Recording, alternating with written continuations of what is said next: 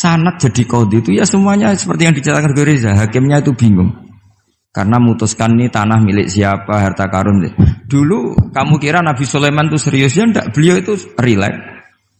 Tapi kalau punya keputusan itu jitu, ada dua perempuan. Ya sebut saja dalam tafsir-tafsir misalnya Soghirah sama Gabiroh. Sama punya anak kecil ya, karena masih keluarga anaknya itu mirip. Kemudian anak yang satu itu dimakan serigala. Hilang. Dimakan serigala, terus lapor ke Nabi Dawud. Karena yang meyakinkan itu yang satu, diputuskan ini milik kamu, misalnya milik yang adiknya. Ketika keluar dari situ, ketemu Nabi Sulaiman. Kalau saya hakimnya, maka keputusannya tidak seperti itu. Nabi Sulaiman pas itu umurnya 13 tahun. Akhirnya dipanggil sama Nabi Dawud. Ya sudah, putuskan kamu. Nabi Sulaiman ngambil pedang atau pisau, ya sudah tak bagi dua. Nanti separuhan katanya. Jadi Nabi Sulaiman itu ya suka humor. Masa anak mau dibagi dua nanti separuhan. Terus yang histeris nangis itu yang besar, yang mbaknya. Yang kecil tenang-tenang saja. Akhirnya sama Nabi Sulaiman diputuskan dikasihkan yang nangis histeris. Ditanya sama yang kecil, kenapa kamu putuskan milik mbak saya? Ora ono wong anak apa dipotong kok tenang-tenang wae. Jadi kelihatannya rileks, tapi dari basis ilmu yang luar biasa. Kalau kamu betul merasa sebagai itu anak kamu, pasti kamu histeris. Akhirnya dikasihkan yang besar. Jadi tidak semua nabi itu kalau memutuskan serius. Nabi Sulaiman itu rileks. Ya tapi tentu tidak kayak Gus Rizal, lebih benar gitu. Karena nabi itu lebih benar. Suatu saat ada lagi perempuan cantik itu diperkosa 4 tokoh. Jangan teruskan tokoh agama, nanti sensitif. Tokoh gitu saja. Memang tokoh ini, orang terpandang. Setelah hamil, si 4 orang tersangka ini bilang bahwa yang menghamil itu anjing. Karena zaman itu zaman yang mungkin diktatorial ya. Ya sudah diam gitu saja. Singkat cerita, dilaporkan ke Nabi Dawud. Bahwa ada peristiwa gini-gini, terduga adalah anjing. Nabi Dawud ya tenang saja, enggak ngerespon. Karena biasa ala wali kan tukang husnudzon. Nabi Dawud itu gayanya Nabi, gaya ala wali. Jadi gampang husnudzon. Kalau Nabi Sulaiman enggak. Jadi sistem reskrim itu harus matur nuwun sama Nabi Sulaiman. Orang 4 ini dipanggil. Manggilnya satu-satu. Kamu tahu kalau itu yang merkosa anjing? Ya, tahu saya. Anjingnya warnanya apa? Hitam. Sudah kamu keluar. Keluar tidak dipertemukan sama yang 3. Yang satu dipanggil lagi. Yang merkosa apa? Anjing. Warnanya apa? Merah. Dipisah lagi. Sampai akhirnya 4 orang itu jawabnya warnanya beda-beda.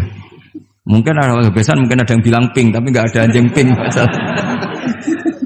Akhirnya setelah semua dipertemukan bareng-bareng. Kamu tadi bilang apa? Hitam. Kamu tadi bilang apa? Merah. Kamu tadi bilang apa? Berarti padahal kamu semua bersaksi bersama bahwa orang itu Pratita tadi diperkosaan anjing. Tapi ternyata warnanya anjing beda. Terus akhirnya Nabi Sulaiman bilang, anjingnya ya kamu itu. Akhirnya mereka ngaku sebagai apa? Pemerkosa. Makanya dalam masalah Nabi Dawud dan Nabi Sulaiman itu Allah luar biasa mensifatinya. Nabi Dawud punya keramat, punya mukjizat. Kalau beliau baca tasbih, itu gunung dan burung-burung ikut baca apa? Tasbih. Semuanya ikut baca tasbih. Yusabbihna bil asyi wal isyraq wa tayra mahsyurah kulullahu awwab. Tapi orang tuh kalau suka wiridan biasanya intelijensinya itu agak gimana gitu. Enggak usah diterangkan nanti sensitif. Akhirnya Allah ngakui, fafahamnaha Sulaiman wa kullan ataina hukmau wa ilmu. Jadi kalau masalah ilmu detail itu fafahamnaha Sulaiman. Kecerdasan untuk bikin keputusan itu masih cerdas Nabi Sulaiman. Tapi kalau wiridannya itu bagus Nabi Dawud. Jadi makanya orang ini nggak sempurna ya. Ada yang suka wiridan, ada. Makanya saat tadi itu kaget Gus Im bilang ketua pondoknya di Istighori Gus Riza itu saya tenane gitu. Maksudnya itu saking adabnya muji masnya apa gimana saya itu sampai sekarang nggak paham itu. Tapi yang jelas yang diangkat tadi jangan GR kalau itu hasil istikharah. Karena saya tidak bisa yakin itu. Ya tidak bisa memaksa husnudzon. Nanti kalau di ruang dalam mau tanya istikharah betul apa enggak. Tapi yang jelas tadi Nah, kita ini alhamdulillah guru-guru kita itu wiridane yo jalan dan alhamdulillah santri-santri itu kalau kiainya wiridan ya bubar separuh itu bagus. Saya bukan mengajarkan tapi itu bagus. Kata di jagungan sama Gus Iim, pantangannya ahlul ilmi adalah tidak boleh melakukan ijabu malam yajib, mewajibkan sesuatu yang tidak wajib. Saya itu mondok sarang tuh lama sekali. Itu Mbah Mun yang imami, itu yang bubar ya separuh lebih. Mbah Mun ya senyum-senyum saja. Ketika ada kiai tanya, "Mbah, kok boten jenengan boten wajib no wiridan?" Ora oleh ijabu malam yajib, mewajibkan sesuatu yang tidak wajib. Nah, santri-santri tahu kalau itu tidak wajib. Wah, hilang. Oh iya, pimpinannya. Jadi konstitusinya ahlul ilm itu beda. Takhrimu malam yakhrum itu ya kriminal, ijabu malam yajib juga kriminal. Bahkan di Habib Abdullah bin Husain bin Thohir itu dikategorikan dosa besar. Makanya pondok-pondok ilm itu enggak berani wajibkan santrinya wiridan karena takut ijabu malam yajib. Akhirnya keterusan, bersolat langsung ngopi, bualenin. Kadang rokok orang dipatahin, bersolat salam langsung. Eling rokok ya. Jadi kita ini sengawur-ngawur kita karena sebagai ahlul ilm itu masih benar. Ngawur saja benar, apalagi pas benar. Karena memang sanad ya, saya ulang lagi. Sanad ahlul ilmi itu beda, khas. Sehingga kadang orang-orang yang di luaran sana, jangan bilang kubu sebelah, pokoknya di luaran sana, nanti jadi sensitif. Saya itu pernah ditanya satu pertanyaan sangat ekstrim. Ini karena ada paman saya, nanti tak mintakan jawab. Itu sangat sensitif. Yaitu orang-orang kota pernah tanya saya, "Pak Bahak, kenapa ada hadis mangqala la ilaha illallah dakhalal jannah wa in zana wa in sarqa?" Itu kan ekstrim. Kok kayak Islam itu membolehkan zina? Karena yang pernah zina pun asal melafadzkan la ilaha illallah pasti dakhalal jannah. Saya kebetulan pas itu ya kok pas pinter Gus Riza. Jadi ya bisa jawab. Terus saya bilang gini, justru saya bilang hadis itu menunjukkan satu kaidah ilmiah yang luar biasa, yaitu kebenaran yang absolut itu tidak boleh terganggu oleh perilaku sosial. Misalnya saya ditanya 1 tambah 1, pasti tak jawab 2. Lonte ya jawab 2, maling ya jawab 2, koruptor ya jawab 2. Karena kebenaran absolut itu tidak boleh diganggu oleh status sosial.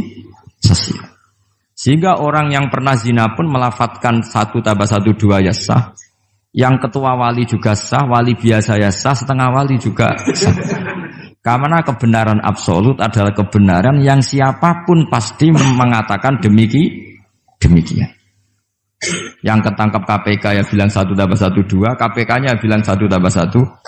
Nah, eksistensi bahwa Allah sebagai Tuhan itu eksistensi yang absolut. Sehingga harus sah meskipun dikatakan orang yang pernah zina. Akhirnya saking keramatnya Gus, terus nganggep pulau guru nih. Terus ngaji sama saya. Sampai sekarang. Nah, saya berharap produk-produk Al-Makhrusiyah itu sampai seperti itu. Jadi ada saat di mana kita maknani wa in zina ini bukan urusan melegalkan zina atau menganggap biasa zina, enggak. Tentu zina itu sangat buruk. Innahu kana fahisyah wa sa'a sabila, buruk sekali. Tapi ada konteks di mana absolutisme kebenaran itu tidak bersyarat apapun.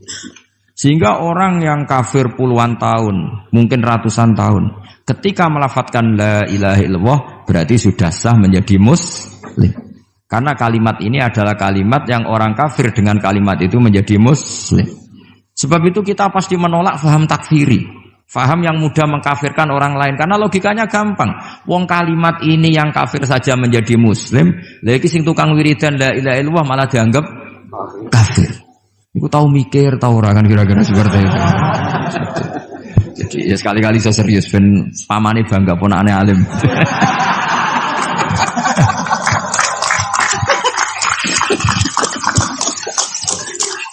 Jadi saya terpaksa ngetokno alim saya ben paman bangga gitu. Ponakanku ya alim pemeneh pamane.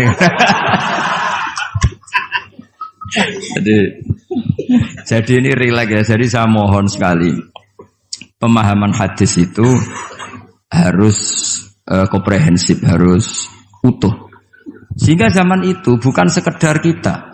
Abu Dzar itu sahabat yang khusyuk itu ya protes. Yang benar ya Rasulullah, masa wa in zana wa in saraq. Diulang lagi. Yang benar ya Rasulullah. Sampai Nabi mengatakan 3 kali. Lama-lama Nabi sampai agak keras nadanya. Ngendikan ala rohmi anfi Abi Dzarrin. Oh dasar wong grumbung kandhani ra ngandel gitu. Karena Abu Dzar itu orang khusyuk. Beliau tidak siap kalau orang yang pernah salah seperti itu kemudian tetap dakhalal jannah atau sah melafadzkan la ilaha illallah.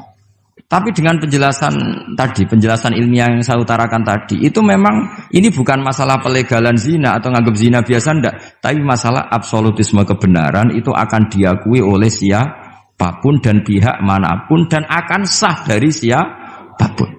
Sehingga orang yang kafaratula umrih, dia kafir tula umrih, 80 tahun dia kafir. Kemudian pas mau mati melafadzkan la ilaha illallah Muhammadur Rasulullah, tetap sebagai berstatus mukmin. Qul lil ladzina kafaru iyantahu yughfar lahum ma qad salaf. Katakan kepada orang kafir sekali dia menghentikan kekafirannya dengan talaffuz di kalimat syahadah, maka otomatis menjadi muslim. Nah soal nanti masuk surga ya bisa kapan-kapan kan? Allah tidak bilang harus sekarang kan? Ya nunggu kita duluan kira-kira nak bejo itu. Tapi saya berkali-kali ngaji sudah orang Islam tuh yang senang. Kita ini sudah dikasih kunci surga, miftahul jannah la ilaha illallah. Kamu harusnya nggak bisa masuk neraka. Kamu nggak pegang kuncinya kok kamu mau masuk itu gimana? Tapi ada teman saya bilang neraka ora ono pintune Gus langsung mah. Lah kalau kamu pikiran gitu semoga ke situ saya bilang gitu. Jadi makanya kamu yang pede saja. Umumnya orang itu kunci itu rahasia. Ini sudah dikasih tahu sama Kanjeng Nabi, yaitu miftahul jannah la ilaha illallah. Sudah punya kuncinya. Alamatnya juga sudah jelas. Alamatnya itu ya sakho. Karena kalau as-sakhiyu qaribun minallah, qaribun minal jannah. Kalau sampean kepengin tahu alamat neraka, ya bakhil tadi. Itu qaribun minan nar. Jadi kalau kamu tanya alamat neraka di mana Gus? Kalau kamu medit, dikir, ya itu dekat-dekat situ. Itu neraka. Nah saya enggak di dekat-dekat situ, makanya saya enggak tahu neraka di mana saya tahu. Jadi saya mohon sekali, di balik saya sering guyon sama Gus Riza Gusim, kita ini membawa sanad yang berat. Karena di sini ada zuriatnya Kiai Makhrus, ada zuriatnya leluhur saya. Harus zuriatam ba'duha mim. Jangan sampai buyut-buyut kita yang sudah meninggal statusnya rubah karena ulah para cucunya. Kayak yang dialami tadi Yahuda bin Yakub bin Ishak bin Ibrahim. Nah kita tidak pernah tahu Yahuda itu apakah agama, apa marga. Itu masih jadi perdebatan. Karena kalau kamu kritik sebagai agama juga nanti repot karena ada ayat innalladzina amanu walladzina hadu wan nasara wassabiin. Terus man amana billahi wal yaumil akhir. Artinya ada ayat di mana orang-orang iman dan orang-orang hadu. Nah, kalau hadu ini kamu anggap satu faham agama nanti repot. Masa Yahudi kok disejajarkan innalladzina amanu walladzina hadu. Makanya ini jadi perdebatan para ahli tafsir. Makanya ada ahli tafsir maknanya innalladzina amanu walladzina hadu lan wong sing tau Yahudi. Ini balaghah bi'tibari makana. Pakai status dulu. Mau tidak mau secara bahasa memang seperti itu. Misalnya ada preman tobat di tangan Gus Riza mesti bilang, "Gus iki preman sing wis tobat." Jare wis tobat kok diarani preman. Itu namanya bi'tibari makana. Jadi dengan status yang dulu. Iki wong kafir tapi saiki wis Islam. Lho wis Islam kok diarani wong kafir. Ya, ada yang maknani sehingga enggak perlu kamu jadi orang liberal yang menyamakan semua agama terus dalil innalladzina amanu walladzina hadu wan nasara wasabiin man amana. Semua agama itu sama. Buktinya ayat itu sama, pakai wawu ataf. Iku ora tau ngaji tafsir Mbak Gus Riza kira-kira gitu. Kalau sudah ngaji tafsir insyaallah enggak akan seperti itu. Jadi ayat itu ada ilmunya. Dan alhamdulillah di pondok sini, di pondok Lirboyo juga diajarkan ilmu balaghah. Jadi kadang penamaan itu bukan sekarang tapi bi'tibari makana. Ngitung dulu. Paham ya? Kayak kita mengatakan ini kafir tapi sudah Islam. Itu paradok enggak? Wong sudah Islam kok dikatakan kafir. Iki dhisik santi goblok, saiki wis pinter. Goblok kok pinter. Ya, ngoten mawon Gus, mau karena bingung. Assalamualaikum warahmatullahi wabarakatuh. Waalaikumsalam warahmatullahi wabarakatuh.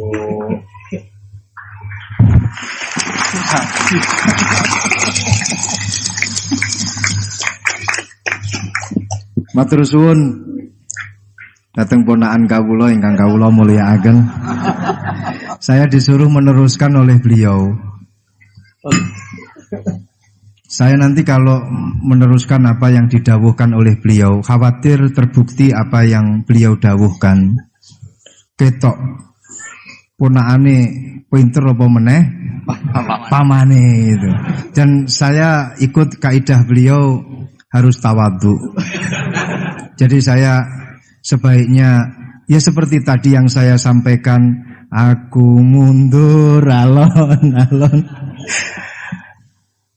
Ada yang menarik dari beliau itu tadi terusan daripada ayat yang beliau sampaikan, walakin kana hanifan muslimau wa ma kana minal musyrikin. Ini yang kemudian menjadi jalan tengah antara perdebatan di antara apakah Ibrahim itu Yahudi ataupun Nasrani. Jawabannya adalah hanifan muslimau wa ma kana minal musyrikin. Ikut pada jalan yang lurus. Maka dari itu tadi pun juga beliau sudah memberikan arahan kepada kita, ikut pada jalan yang lurus, jalan yang telah diarahkan, yang telah diberikan oleh para sesepuh kita. Jadi sebenarnya ayat-ayat yang telah beliau sampaikan dan juga penafsirannya itu tadi sudah cukup. Kalian kalau mau mencari sesuatu, jawabannya itu ada di dalam Al-Quran semuanya. Dulu itu ada satu kisah yang disampaikan oleh Dr. Ali Toharoyan di dalam satu kitab tafsir Ayatul Ahkam yang beliau karang. Dr. Ali Toharoyan ini adalah salah satu guru besar di Al-Azhar. Beliau mengisahkan ada seorang yang fanatik sekali dengan Al-Quran. Itu memang sudah menjadi keharusan kita, fanatik terhadap Al-Quran. Tapi ini fanatiknya luar biasa. Seorang pembuat roti, beliau fanatiknya kepada Al-Quran ini luar biasa.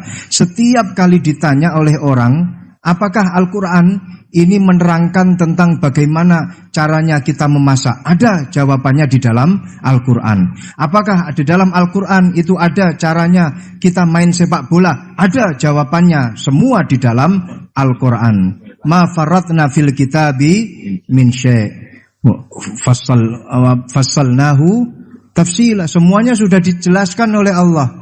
Allah di dalam Al-Quran menjelaskan semuanya secara rinci malahan. Suatu ketika orang ini ditanya oleh salah satu tamunya, Anda yang fanatik terhadap Al-Quran? Iya, saya fanatik dan kita wajib fanatik terhadap Al-Quran.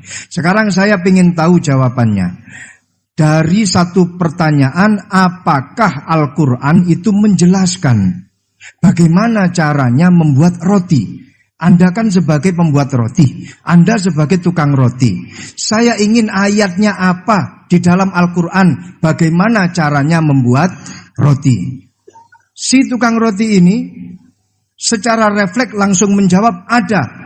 Ayatnya apa? Fas'alu ahla dzikri in kuntum la ta'lamun. Kalau tidak tahu, tanyalah kepada yang tahu. Jadi kalian kalau tidak tahu, tanyalah kepada Gus Baha. Itu yang wajib menjawab pun juga sebenarnya Gus Baha. Wal afu minkum. Assalamualaikum warahmatullahi wabarakatuh. Sanad jadi qadhi itu ya semuanya seperti yang diceritakan Gus Reza. Hakimnya itu bingung. Karena memutuskan ini tanah milik siapa, harta karun. Dulu kamu kira Nabi Sulaiman itu serius, ya enggak, beliau itu rileks. Tapi kalau punya keputusan itu jitu. Ada dua perempuan, ya sebut saja dalam tafsir-tafsir misalnya Soghirah sama Gabiroh, sama punya anak kecil ya, karena masih keluarga anaknya itu mirip. Kemudian anak yang satu itu dimakan serigala, hilang. Dimakan serigala, terus lapor ke Nabi Dawud. Karena yang meyakinkan itu yang satu, diputuskan ini milik kamu, misalnya milik yang adiknya. Ketika keluar dari situ, ketemu Nabi Sulaiman. Kalau saya hakimnya, maka keputusannya tidak seperti itu. Nabi Sulaiman pas itu umurnya 13 tahun. Akhirnya dipanggil sama Nabi Dawud. Ya sudah, putuskan kamu. Nabi Sulaiman ngambil pedang atau pisau, ya sudah tak bagi dua. Nanti separuhan katanya. Jadi Nabi Sulaiman itu ya suka humor. Masa anak mau dibagi dua nanti separuhan. Terus yang histeris nangis itu yang besar, yang mbaknya. Yang kecil tenang-tenang saja. Akhirnya sama Nabi Sulaiman diputuskan dikasihkan yang nangis histeris. Ditanya sama yang kecil, kenapa kamu putuskan milik mbak saya? Ora ono wong anak apa dipotong kok tenang-tenang wae. Jadi kelihatannya rileks, tapi dari basis ilmu yang luar biasa. Kalau kamu betul merasa sebagai itu anak kamu, pasti kamu histeris. Akhirnya dikasihkan yang besar. Jadi tidak semua nabi itu kalau memutuskan serius, Nabi Sulaiman itu rileks. Ya tapi tentu tidak kayak Gus Rizal, lebih benar gitu kan. Nabi itu lebih benar. Suatu saat ada lagi perempuan cantik itu diperkosa 4 tokoh. Jangan teruskan tokoh agama, nanti sensitif. Tokoh gitu saja. Memang tokoh ini orang terpandang. Setelah hamil, si 4 orang tersangka ini bilang bahwa yang menghamil itu anjing. Karena zaman itu zaman yang mungkin diktatorial ya. Ya sudah diam gitu saja. Singkat cerita dilaporkan ke Nabi Dawud bahwa ada peristiwa gini-gini terduga adalah anjing. Nabi Dawud ya tenang saja, enggak ngerespon. Karena biasa ala wali kan tukang husnudzon. Nabi Dawud itu gayanya Nabi, gaya ala wali. Jadi gampang husnudzon. Kalau Nabi Sulaiman enggak. Jadi sistem reskrim itu harus matur nuwun sama Nabi Sulaiman. Orang 4 ini dipanggil. Manggilnya satu-satu. Kamu tahu kalau itu yang merkosa anjing? Ya, tahu saya. Anjingnya warnanya apa? Hitam. Sudah, kamu keluar. Keluar tidak dipertemukan sama yang 3. Yang 1 dipanggil lagi. Yang merkosa apa? Anjing. Warnanya apa? Merah. Dipisah lagi. Sampai akhirnya 4 orang itu jawabnya warnanya beda-beda. Mungkin ada kebiasaan, mungkin ada yang bilang pink, tapi nggak ada anjing pink. Akhirnya setelah semua dipertemukan bareng-bareng. Kamu tadi bilang apa? Hitam. Kamu tadi bilang apa? Merah. Kamu tadi bilang apa? Berarti padahal kamu semua bersaksi bersama bahwa orang itu Pratita tadi diperkosaan anjing. Tapi ternyata warnanya anjing beda. Terus akhirnya Nabi Sulaiman bilang, anjingnya ya kamu itu. Akhirnya mereka ngaku sebagai apa? Pemerkosa. Makanya dalam masalah Nabi Dawud dan Nabi Sulaiman itu Allah luar biasa mensifatinya. Nabi Dawud punya keramat, punya mukjizat. Kalau beliau baca tasbih, itu gunung dan burung-burung ikut baca apa? Tasbih. Semuanya ikut baca tasbih. Yusabbihna bil asyi wal isyraq wa tayra mahsyurah kulullahu awwab. Tapi orang tuh kalau suka wiridan biasanya intelijensinya itu agak gimana gitu. Enggak usah diterangkan nanti sensitif.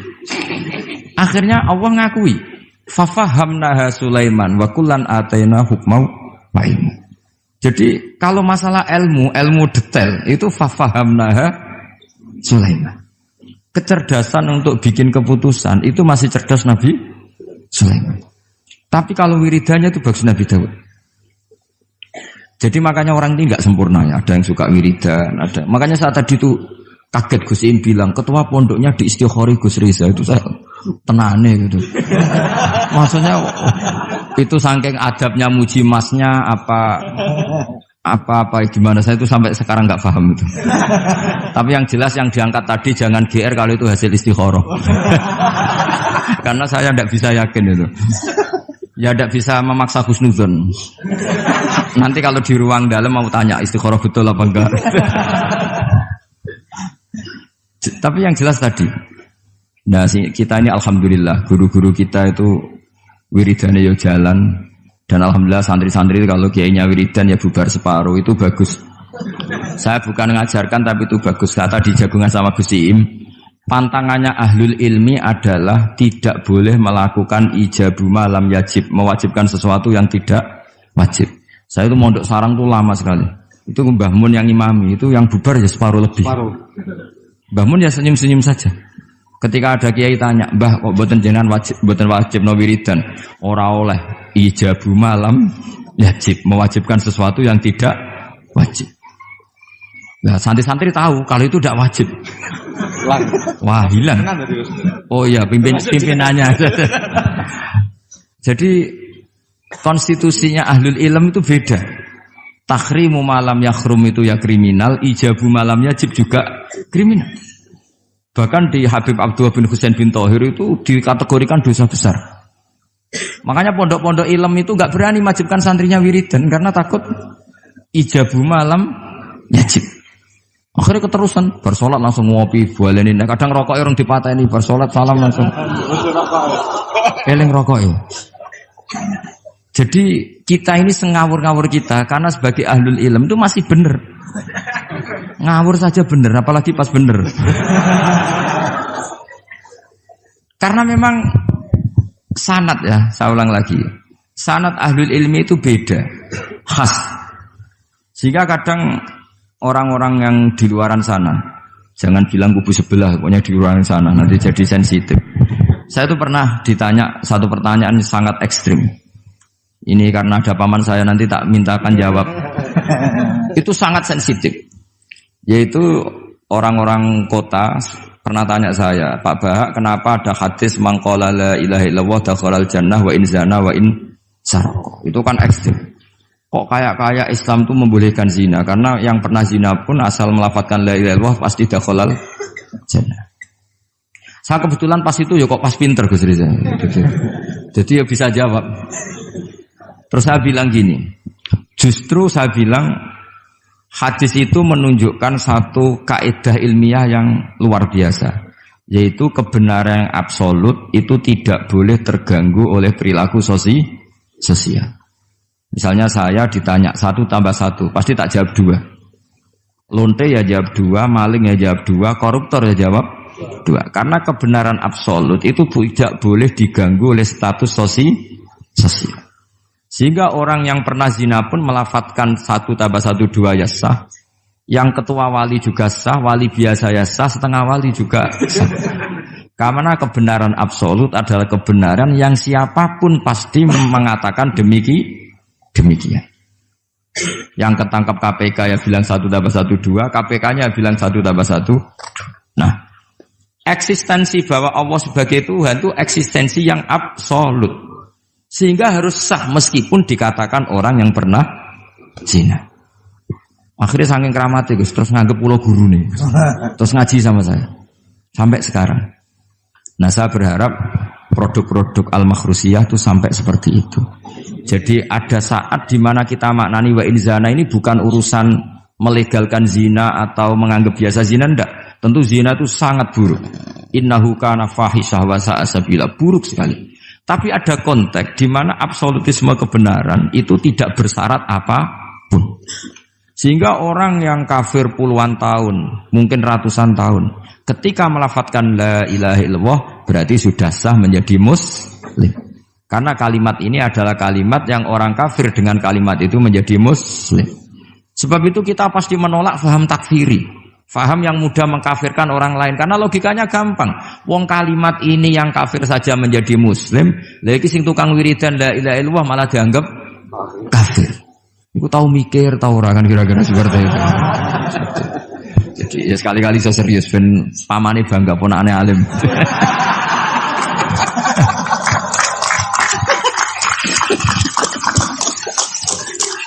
Jadi saya terpaksa ngetokno alim saya ben paman bangga gitu. Ponakanku ya alim pemeneh pamane.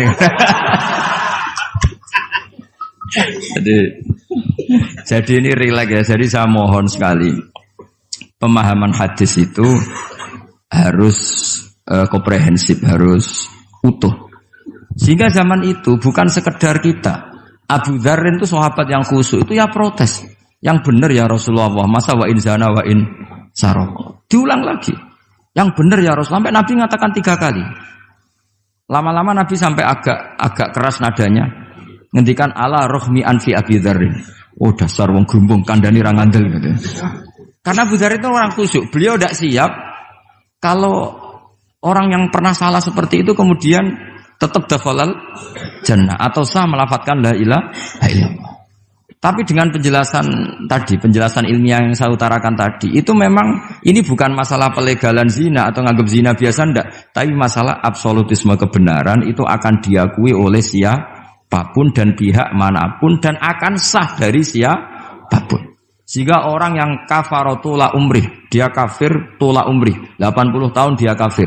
Kemudian pas mau mati melafadzkan la ilaha illallah Muhammadur Rasulullah, tetap sebagai berstatus mukmin. Qul lil ladzina kafaru iyantahu yughfar lahum ma qad salaf. Katakan kepada orang kafir sekali dia menghentikan kekafirannya, dengan talaffuz di kalimat syahadah maka otomatis menjadi muslim. Nah soal nanti masuk surga ya bisa kapan-kapan kan? Allah tidak bilang harus sekarang kan? Ya nunggu kita duluan kira-kira gitu. Nak bejo itu. Tapi saya berkali-kali ngaji sudah orang Islam tuh yang senang. Kita ini sudah dikasih kunci surga, miftahul jannah la ilaha illallah. Kamu harusnya nggak bisa masuk neraka. Kamu nggak pegang kuncinya kok. Kamu mau masuk itu gimana? Tapi ada teman saya bilang, neraka rano pintu nih, Gus langsung mah. Lah kalau kamu pikiran gitu, semoga ke situ saya bilang gitu. Jadi makanya kamu yang pede saja. Umumnya orang itu kunci itu rahasia. Ini sudah dikasih tahu sama Kanjeng Nabi, yaitu miftahul jannah la ilaha illallah. Sudah punya kuncinya. Alamatnya juga sudah jelas. Alamatnya itu ya sakho. Karena kalau as-sakhiyu qaribun minallah, qaribun minal jannah. Kalau sampean kepengin tahu alamat neraka, ya bakhil tadi. Itu qaribun minan nar. Jadi kalau kamu tanya alamat neraka di mana Gus? Kalau kamu medit, kikir, ya itu dekat-dekat situ. Itu neraka. Nah saya nggak di dekat-dekat situ, makanya saya nggak tahu neraka di mana saya tahu.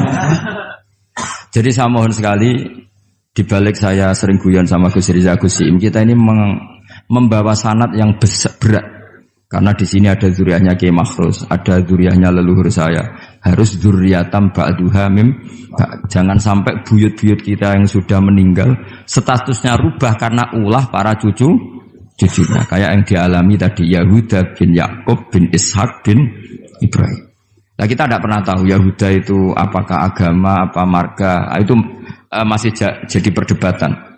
Karena kalau kamu kritik sebagai agama juga nanti repot karena ada ayat innalladzina amanu walladzina hadu wan nasara was-sabiin. Terus man amana billahi wal yaumil akhir. Artinya ada ayat di mana orang-orang iman dan orang-orang hadu.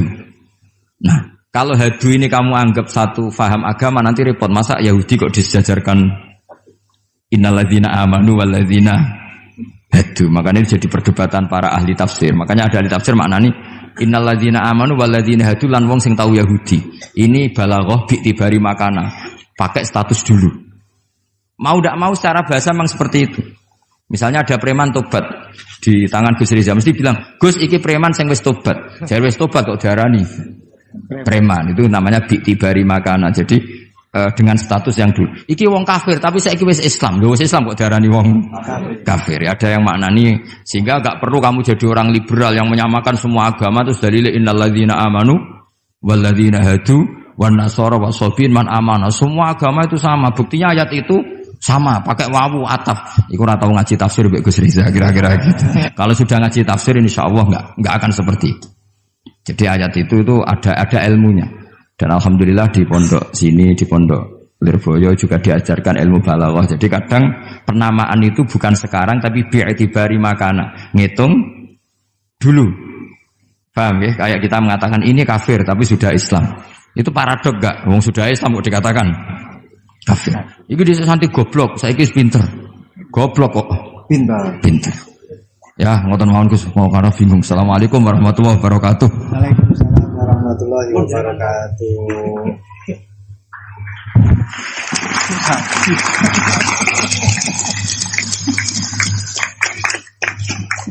Matur suwun dateng ponakan kawula ingkang kawula mulyakaken. Saya disuruh meneruskan oleh beliau. Saya nanti kalau meneruskan apa yang didawuhkan oleh beliau, khawatir terbukti apa yang beliau dawuhkan. Ketok ponakane pinter apa meneh pamane itu. Dan saya ikut kaidah beliau harus tawadhu. Jadi saya sebaiknya ya seperti tadi yang saya sampaikan, aku mundur alon-alon.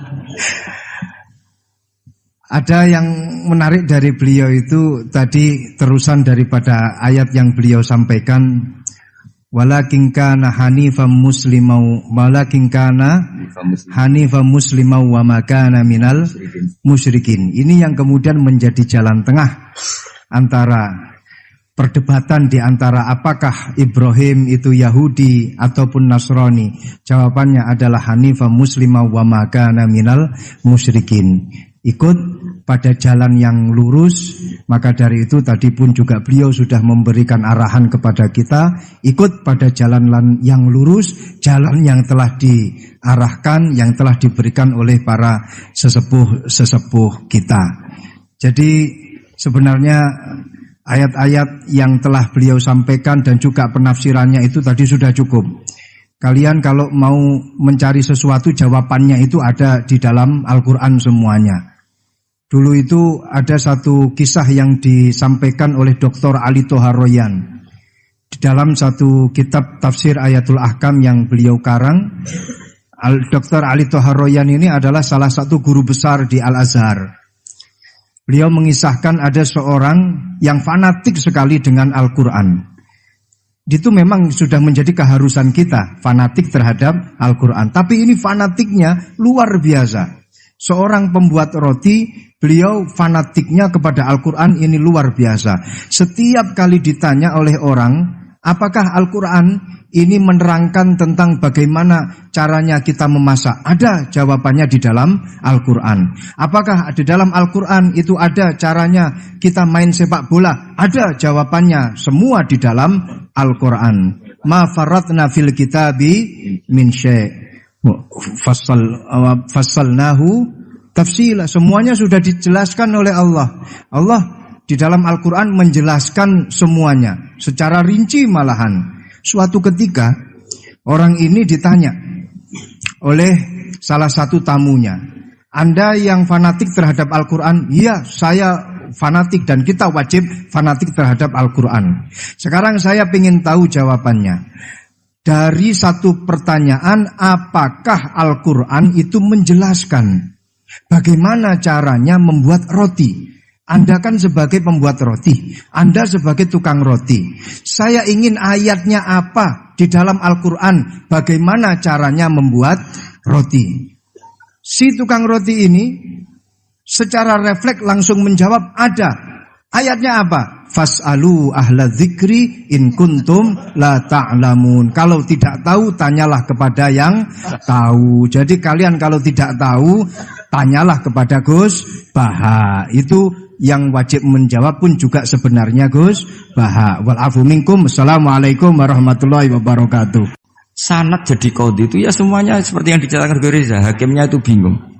Karena memutuskan ini tanah milik siapa, harta karun. Dulu kamu kira Nabi Sulaiman itu serius, ya enggak, beliau itu rileks. Tapi kalau punya keputusan itu gitu, ada dua perempuan. Ya sebut saja dalam tafsir-tafsir misalnya Soghirah sama Gabiroh. Sama punya anak kecil, ya, karena masih keluarga anaknya itu mirip. Kemudian anak yang satu itu dimakan serigala. Hilang. Dimakan serigala, terus lapor ke Nabi Dawud.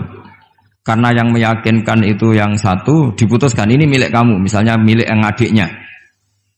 Ketika keluar dari situ, ketemu Nabi Sulaiman. Kalau saya hakimnya, maka keputusannya tidak seperti itu. Nabi Sulaiman pas itu umurnya 13 tahun. Akhirnya dipanggil sama Nabi Dawud. Ya sudah, putuskan kamu. Nabi Sulaiman ngambil pedang atau pisau. Ya sudah, tak bagi dua. Nanti separuhan katanya. Jadi Nabi Sulaiman itu ya suka humor. Masa anak mau dibagi dua nanti separuhan. Terus yang histeris nangis itu yang besar, yang mbaknya. Yang kecil tenang-tenang saja. Akhirnya sama Nabi Sulaiman diputuskan dikasihkan yang nangis histeris. Ditanya sama yang kecil, kenapa kamu putuskan milik mbak saya? Ora ono wong anak apa dipotong kok tenang-tenang wae. Jadi kelihatannya rileks, tapi dari basis ilmu yang luar biasa.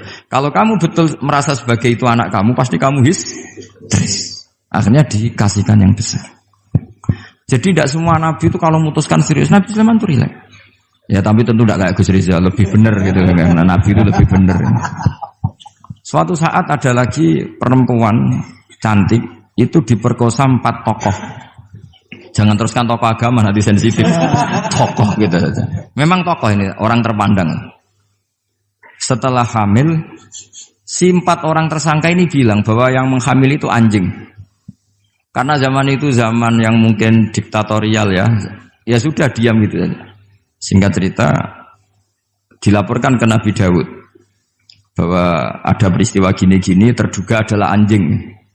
Nabi Dawud ya tenang saja, enggak ngerespon. Karena biasalah wali itu kan tukang husnudzon. Nabi Dawud itu gayanya Nabi, gaya ala wali, jadi gampang husnudzon. Kalau Nabi Sulaiman enggak.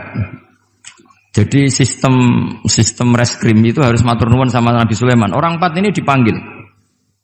Manggilnya satu-satu. Kamu tahu kalau itu yang merkosa anjing? Ya, tahu saya. Anjingnya warnanya apa? Hitam ya. Sudah kamu keluar. Keluar tidak dipertemukan sama yang 3. Yang 1 dipanggil lagi. Yang merkosa apa? Anjing. Warnanya apa? Merah. Dipisah lagi. Sampai akhirnya 4 orang itu jawabnya warnanya beda-beda. Mungkin ada kebiasaan, mungkin ada yang bilang pink, tapi nggak ada anjing pink. Akhirnya setelah semua dipertemukan bareng-bareng. Kamu tadi bilang apa? Hitam. Kamu tadi bilang apa? Merah. Kamu tadi bilang apa? Berarti padahal kamu semua bersaksi bersama bahwa orang itu Pratita tadi diperkosaan anjing. Tapi ternyata warnanya anjing beda. Terus akhirnya Nabi Sulaiman bilang, anjingnya ya kamu itu. Akhirnya mereka ngaku sebagai apa? Pemerkosa. Makanya dalam masalah Nabi Dawud dan Nabi Sulaiman itu Allah luar biasa mensifatinya. Nabi Dawud punya keramat, punya mukjizat. Kalau beliau baca tasbih, itu gunung dan burung-burung ikut baca apa? Tasbih.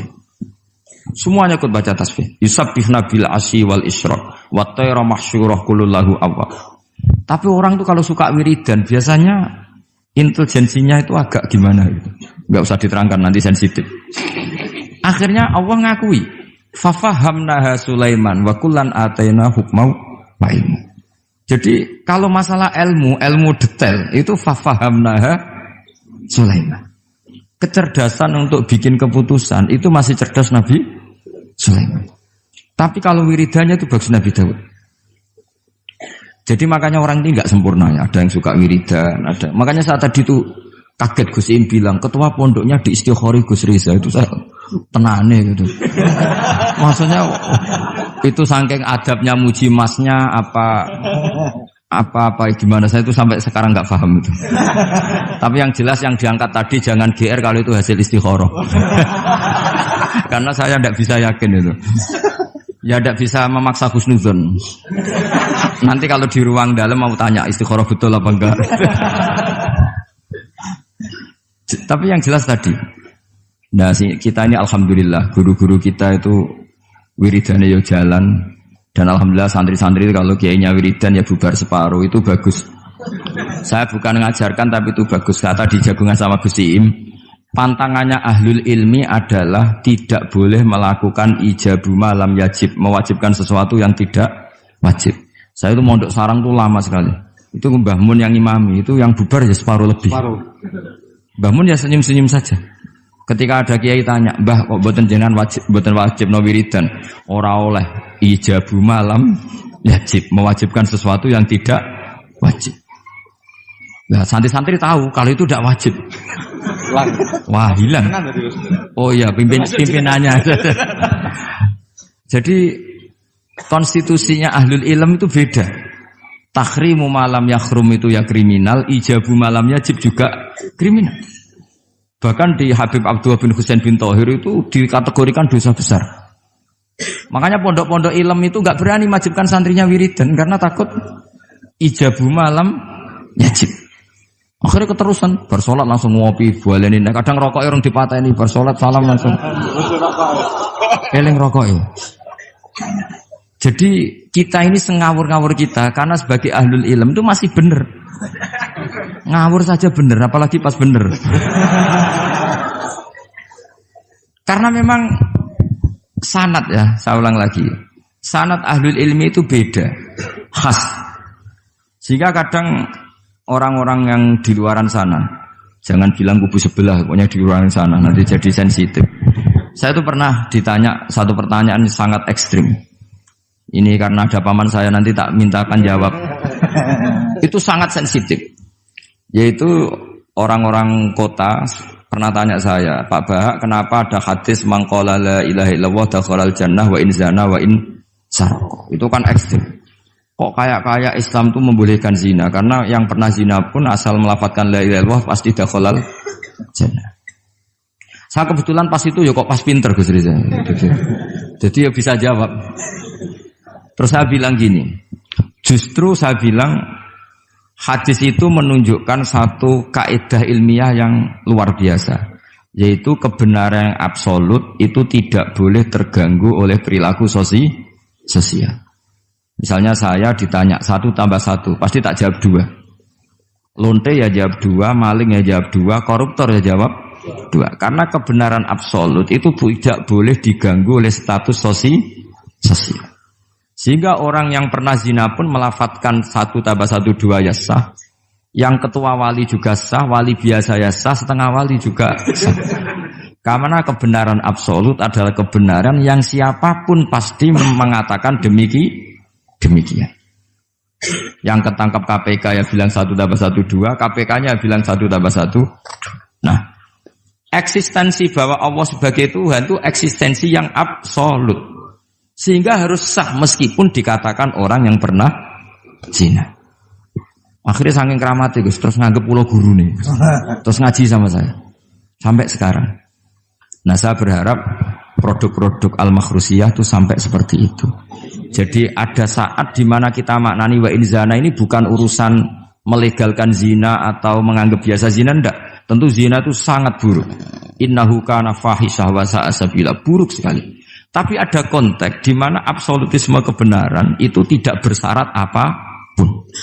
Sehingga orang yang kafir puluhan tahun, mungkin ratusan tahun, ketika melafadzkan la ilaha illallah berarti sudah sah menjadi muslim. Karena kalimat ini adalah kalimat yang orang kafir dengan kalimat itu menjadi muslim. Sebab itu kita pasti menolak faham takfiri. Faham yang mudah mengkafirkan orang lain. Karena logikanya gampang. Wong kalimat ini yang kafir saja menjadi muslim. Lagi sing tukang wiridan la ilaha illallah malah dianggap kafir. Iku tahu mikir, tahu orang kan kira-kira seperti itu. Jadi ya sekali-kali saya serius. Ben pamane bangga ponakane alim.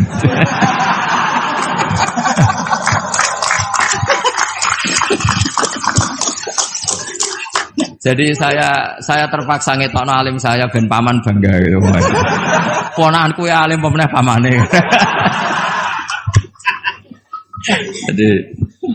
Jadi ini rileks ya. Jadi saya mohon sekali pemahaman hadis itu harus komprehensif, harus utuh. Sehingga zaman itu bukan sekedar kita. Abu Dzar itu sahabat yang khusyuk itu ya protes. Yang benar ya Rasulullah, masa wa in zana wa in saroko. Diulang lagi. Yang benar ya Rasulullah. Sampai Nabi mengatakan 3 kali. Lama-lama Nabi sampai agak keras nadanya. Ngendikan ala rohmi anfi Abi Dzarrin. Oh dasar wong grumbung kandhani ra ngandel gitu. Karena Abu Dzar itu orang khusyuk. Beliau tidak siap kalau orang yang pernah salah seperti itu kemudian tetap dakhalal jannah atau sah melafadzkan la ilaha illallah. Tapi dengan penjelasan ilmiah yang saya utarakan tadi, itu memang ini bukan masalah pelegalan zina atau nganggap zina biasa, enggak. Tapi masalah absolutisme kebenaran itu akan diakui oleh siapapun dan pihak manapun dan akan sah dari siapapun. Sehingga orang yang kafaro tula umrih, dia kafir tula umrih, 80 tahun dia kafir. Kemudian pas mau mati melafadzkan la ilaha illallah Muhammadur Rasulullah, tetap sebagai berstatus mukmin. Qul lil ladzina kafaru iyantahu yughfar lahum ma qad salaf. Katakan kepada orang kafir sekali dia menghentikan kekafirannya dengan talaffuz di kalimat syahadah maka otomatis menjadi muslim. Nah soal nanti masuk surga ya bisa kapan-kapan kan? Allah tidak bilang harus sekarang kan? Ya nunggu kita duluan kira-kira. Nak bejo itu. Tapi saya berkali-kali ngaji sudah orang Islam tuh yang senang. Kita ini sudah dikasih kunci surga, miftahul jannah la ilaha illallah. Kamu harusnya enggak bisa masuk neraka. Enggak pegang kuncinya kok kamu mau masuk itu gimana? Tapi ada teman saya bilang, "Neraka ora ono pintune, Gus, langsung wae." Lah kalau kamu pikiran gitu semoga ke situ kayak bilang gitu. Jadi makanya kamu yang pede saja. Umumnya orang itu kunci itu rahasia. Ini sudah dikasih tahu sama Kanjeng Nabi, yaitu miftahul jannah la ilaha illallah. Sudah punya kuncinya. Alamatnya juga sudah jelas. Alamatnya itu ya sakho. Karena kalau as-sakhiyu qaribun minallah, qaribun minal jannah. Kalau sampean kepengin tahu alamat neraka, ya bakhil tadi. Itu qaribun minannar. Jadi kalau kamu tanya alamat neraka di mana Gus? Kalau kamu medit, pikir, ya itu dekat-dekat situ. Itu neraka. Nah saya nggak di dekat-dekat situ, makanya saya nggak tahu neraka di mana saya tahu. Jadi saya mohon sekali, di balik saya sering guyon sama Gus Riza Gus Im, kita ini membawa sanad yang berat. Karena di sini ada zuriatnya Kiai Makhrus, ada zuriatnya leluhur saya. Harus zuriatam ba'duha mim. Jangan sampai buyut-buyut kita yang sudah meninggal statusnya rubah karena ulah para cucunya. Kayak yang dialami tadi Yahuda bin Yakub bin Ishak bin Ibrahim. Nah kita tidak pernah tahu Yahuda itu apakah agama, apa marga. Itu masih jadi perdebatan. Karena kalau kamu kritik sebagai agama juga nanti repot karena ada ayat innalladzina amanu walladzina hadu wan nasara wassabiin. Terus man amana billahi wal yaumil akhir. Artinya ada ayat di mana orang-orang iman dan orang-orang hadu.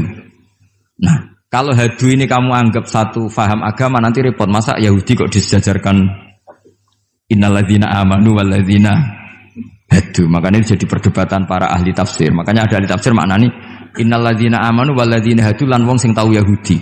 Ini balaghah bi'tibari makana. Pakai status dulu. Mau tidak mau secara bahasa memang seperti itu. Misalnya ada preman tobat di tangan Gus Riza mesti bilang, "Gus iki preman sing wis tobat." Jare wis tobat kok diarani preman. Itu namanya bi'tibari makana. Jadi dengan status yang dulu. Iki wong kafir tapi saiki wis Islam. Lho wis Islam kok diarani wong kafir. Ada yang maknani sehingga enggak perlu kamu jadi orang liberal yang menyamakan semua agama terus dalile innalladzina amanu walladzina hadu wan nasara wasabiin man amana. Semua agama itu sama. Buktinya ayat itu sama, pakai wawu ataf. Iku ora tau ngaji tafsir mbek Gus Riza kira-kira gitu.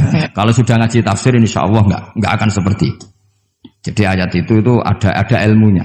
Dan alhamdulillah di pondok sini, di pondok Lirboyo juga diajarkan ilmu balaghah. Jadi kadang penamaan itu bukan sekarang tapi bi'tibari makana. Ngitung dulu. Paham ya? Kayak kita mengatakan ini kafir tapi sudah Islam. Itu paradok enggak? Wong sudah Islam kok dikatakan kafir. Iku dhisik santi goblok, saiki wis pinter. Goblok kok pinter. Ya, ngoten mawon Gus, mau karena bingung. Assalamualaikum warahmatullahi wabarakatuh. Waalaikumsalam warahmatullahi wabarakatuh.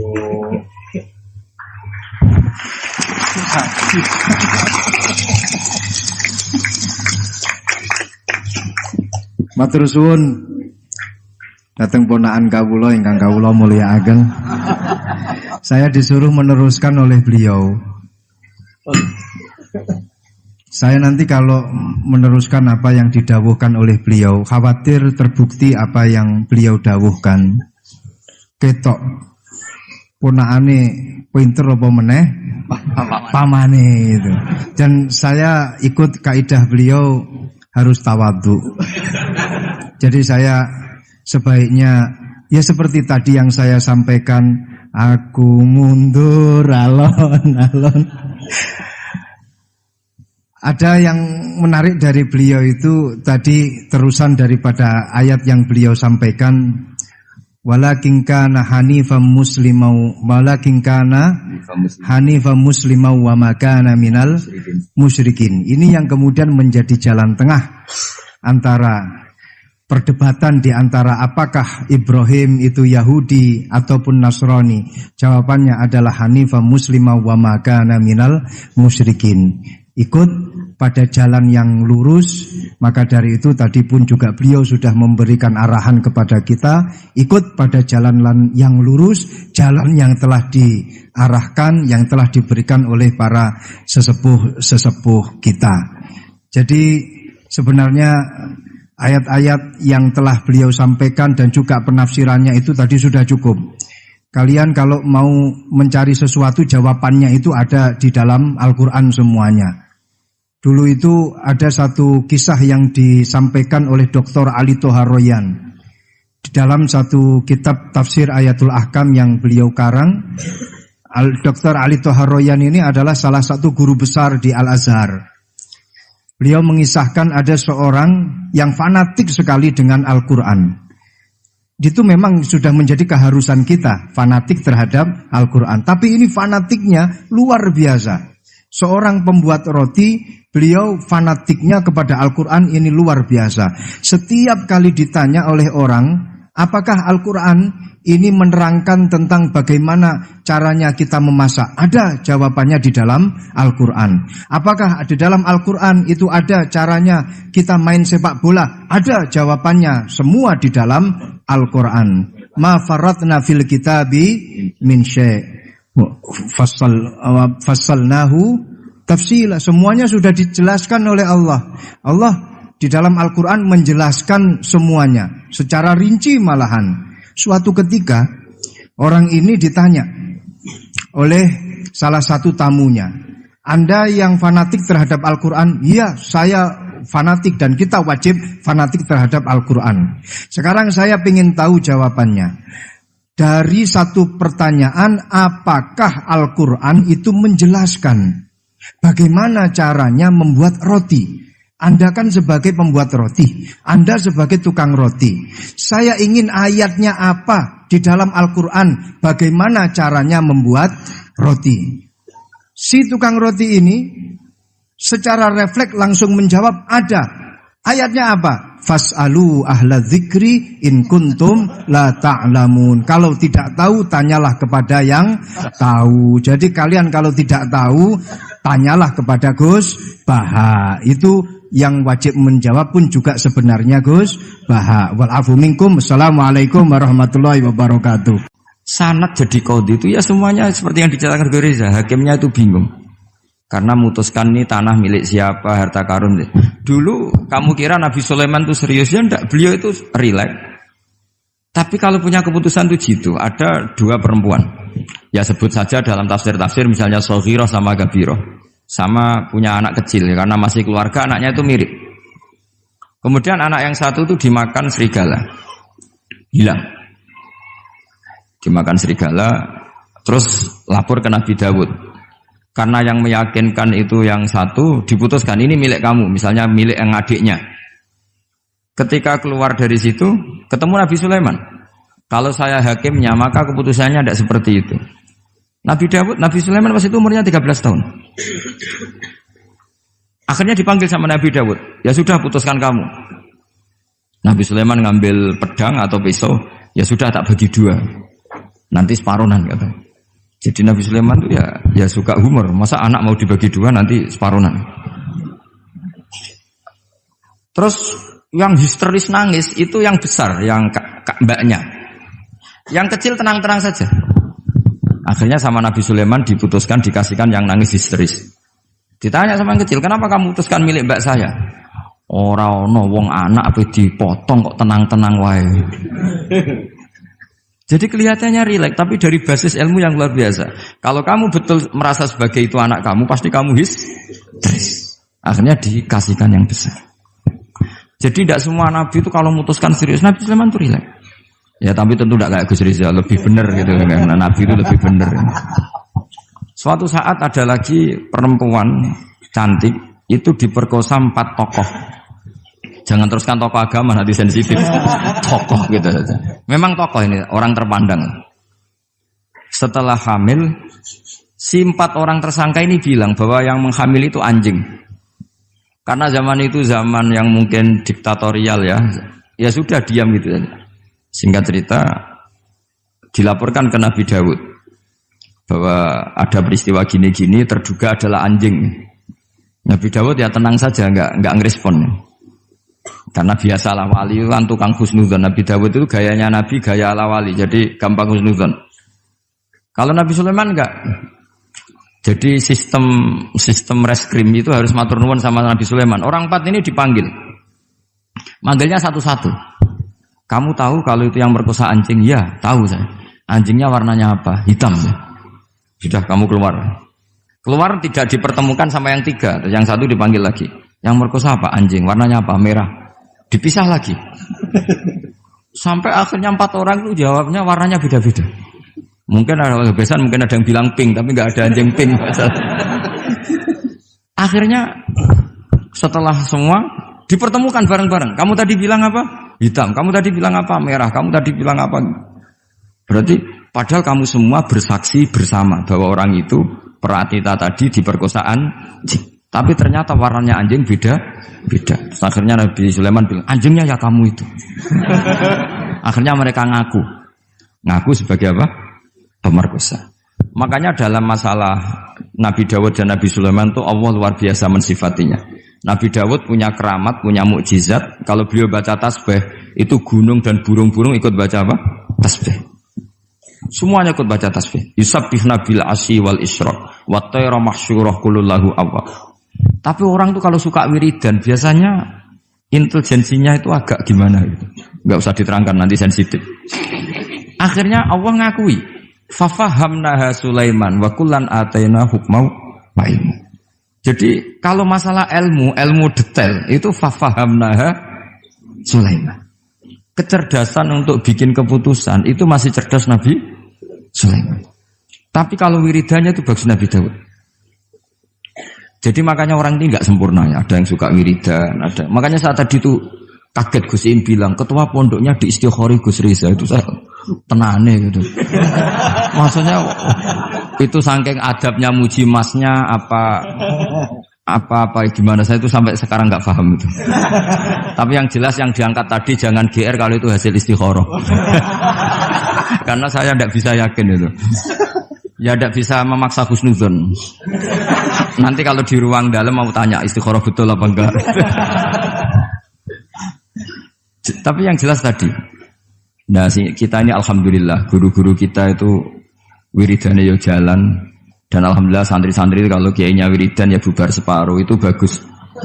Saya bukan mengajarkan tapi itu bagus. Kata di jagungan sama Gus Iim. Pantangannya ahlul ilmi adalah tidak boleh melakukan ijabu malam yajib, mewajibkan sesuatu yang tidak wajib. Saya itu mondok sarang tuh lama sekali. Itu Mbah Mun yang imami, itu yang bubar ya separuh lebih. Mbah Mun ya senyum-senyum saja. Ketika ada kiai tanya, "Mbah kok boten jenengan boten wajib no wiridan?" Ora oleh ijabu malam yajib, mewajibkan sesuatu yang tidak wajib. Nah, santri-santri tahu kalau itu tidak wajib. Wah, hilang. Oh iya, pimpinannya. Jadi konstitusinya ahlul ilm itu beda. Tahrimu malam yakhrum itu ya kriminal, ijabu malam yajib juga kriminal. Bahkan di Habib Abdullah bin Husain bin Thohir itu dikategorikan dosa besar. Makanya pondok-pondok ilm itu enggak berani wajibkan santrinya wiridan karena takut ijabu malam yajib. Akhirnya keterusan, bersolat langsung ngopi, bualenin. Kadang rokok orang dipatahin, bersolat salam langsung. Eling rokok ya. Jadi kita ini sengawur-ngawur kita karena sebagai ahlul ilm itu masih benar. Ngawur saja benar, apalagi pas benar. Karena memang sanad ya, saya ulang lagi. Sanad ahlul ilmi itu beda, khas. Sehingga kadang orang-orang yang di luaran sana, jangan bilang kubu sebelah, pokoknya di luaran sana, nanti jadi sensitif. Saya itu pernah ditanya satu pertanyaan sangat ekstrim. Ini karena ada paman saya nanti tak mintakan jawab. Itu sangat sensitif. Yaitu orang-orang kota pernah tanya saya, Pak Bahak, kenapa ada hadis mangqala la ilaha illallah dakhalal jannah wa in zana wa in sarqa. Itu kan ekstrim. Kok kayak Islam itu membolehkan zina? Karena yang pernah zina pun asal melafadzkan la ilaha illallah pasti dakhalal jannah. Saya kebetulan pas itu ya kok pas pinter Gus Riza. Jadi ya bisa jawab. Terus saya bilang gini, justru saya bilang hadis itu menunjukkan satu kaidah ilmiah yang luar biasa, yaitu kebenaran yang absolut itu tidak boleh terganggu oleh perilaku sosial. Misalnya saya ditanya 1 tambah 1, pasti tak jawab 2. Lonte ya jawab 2, maling ya jawab 2, koruptor ya jawab 2. Karena kebenaran absolut itu tidak boleh diganggu oleh status sosial. Sehingga orang yang pernah zina pun melafadzkan 1 tambah 1 2 ya sah. Yang ketua wali juga sah, wali biasa ya sah, setengah wali juga sah. Karena kebenaran absolut adalah kebenaran yang siapapun pasti mengatakan demikian. Yang ketangkap KPK ya bilang 1 tambah 1 2, KPK-nya bilang 1 tambah 1. Nah, eksistensi bahwa Allah sebagai Tuhan itu eksistensi yang absolut. Sehingga harus sah meskipun dikatakan orang yang pernah zina. Akhirnya saking keramatnya Gus, terus nganggep pulau guru nih. Terus ngaji sama saya. Sampai sekarang. Nah, saya berharap produk-produk al-makhrusiyah itu sampai seperti itu. Jadi ada saat di mana kita maknani wa in zana ini bukan urusan melegalkan zina atau menganggap biasa zina, enggak. Tentu zina itu sangat buruk. Innahu kana fahisyah wa sa'a sabila, buruk sekali. Tapi ada konteks di mana absolutisme kebenaran itu tidak bersyarat apapun.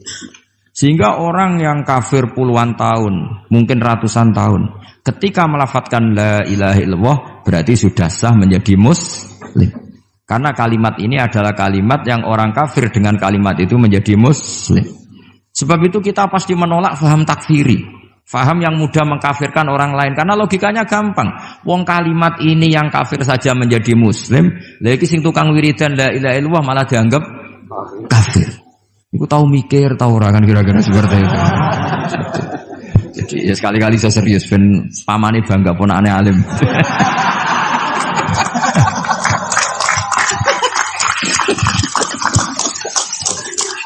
Jadi saya terpaksa ngetokno alim saya ben paman bangga gitu. Ponakanku ya alim pemeneh pamane. Jadi ini rileks ya. Jadi saya mohon sekali pemahaman hadis itu harus komprehensif, harus utuh. Sehingga zaman itu bukan sekedar kita. Abu Dzar itu sahabat yang khusyuk itu ya protes. Yang benar ya Rasulullah, masa wa in zana wa in sarok. Diulang lagi. Yang benar ya Rasulullah. Sampai Nabi mengatakan 3 kali. Lama-lama Nabi sampai agak keras nadanya. Ngendikan ala rohmi anfi Abi Dzarrin. Oh dasar wong grumbung kandhani ra ngandel gitu. Karena Abu Dzar itu orang khusyuk. Beliau tidak siap kalau orang yang pernah salah seperti itu kemudian tetap dakhalal jannah atau sah melafadzkan la ilaha illallah. Tapi dengan penjelasan ilmiah yang saya utarakan tadi, itu memang ini bukan masalah pelegalan zina atau nganggap zina biasa, enggak. Tapi masalah absolutisme kebenaran itu akan diakui oleh siapapun dan pihak manapun dan akan sah dari siapapun.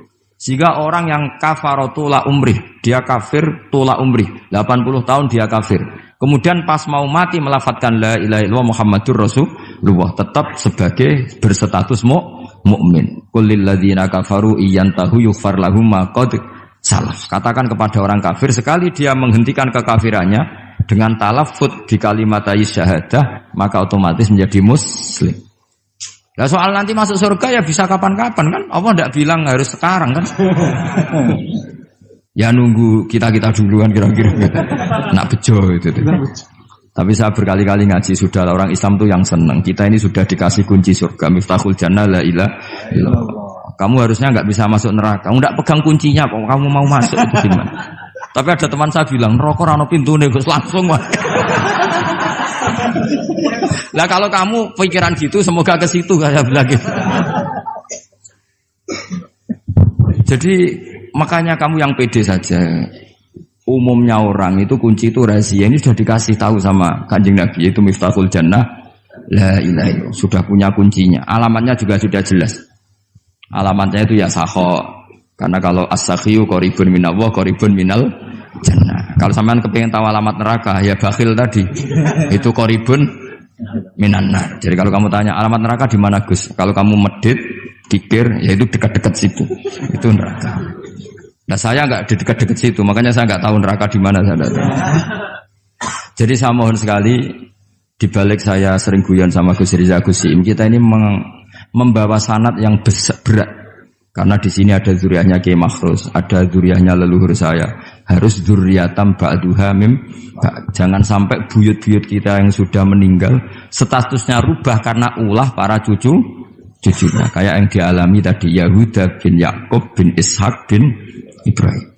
Nah kita tidak pernah tahu Yahuda itu apakah agama, apa marga. Itu masih jadi perdebatan. Karena kalau kamu kritik sebagai agama juga nanti repot karena ada ayat innalladzina amanu walladzina hadu wan nasara wassabiin. Terus man amana billahi wal yaumil akhir. Artinya ada ayat di mana orang-orang iman dan orang-orang hadu. Nah, kalau hadu ini kamu anggap satu faham agama nanti repot. Masa Yahudi kok disejajarkan innalladzina amanu walladzina hadu. Makanya ini jadi perdebatan para ahli tafsir. Makanya ada ahli tafsir maknanya Innalladzina amanu walladzina hadu lan wong sing tau Yahudi. Ini balaghah bi tibari makana. Pakai status dulu. Mau tidak mau secara bahasa memang seperti itu. Misalnya ada preman tobat di tangan Gus Riza, mesti bilang, Gus iki preman sing wis tobat. Jare wis tobat kok diarani preman. Itu namanya bi tibari makana. Jadi dengan status yang dulu. Iki wong kafir tapi saiki wis Islam. Lho wis Islam kok diarani wong kafir. Ada yang maknani sehingga enggak perlu kamu jadi orang liberal yang menyamakan semua agama terus dalile innalladzina amanu walladzina hadu wan nasara wasabin man amana. Semua agama itu sama. Buktinya ayat itu sama, pakai wawu ataf. Iku ora tau ngaji tafsir Mbak Gus Riza kira-kira gitu. Kalau sudah ngaji tafsir insyaallah enggak akan seperti itu. Jadi ayat itu ada ilmunya. Dan alhamdulillah di pondok sini, di pondok Lirboyo juga diajarkan ilmu balaghah. Jadi kadang penamaan itu bukan sekarang tapi bi'tibari makana. Ngitung dulu. Paham ya? Kayak kita mengatakan ini kafir tapi sudah Islam. Itu paradok enggak? Wong sudah Islam kok dikatakan kafir. Iku dhisik santi goblok, saiki wis pinter. Goblok kok pinter. Ya, ngoten mawon Gus, mau karo bingung. Assalamualaikum warahmatullahi wabarakatuh. Waalaikumsalam warahmatullahi wabarakatuh.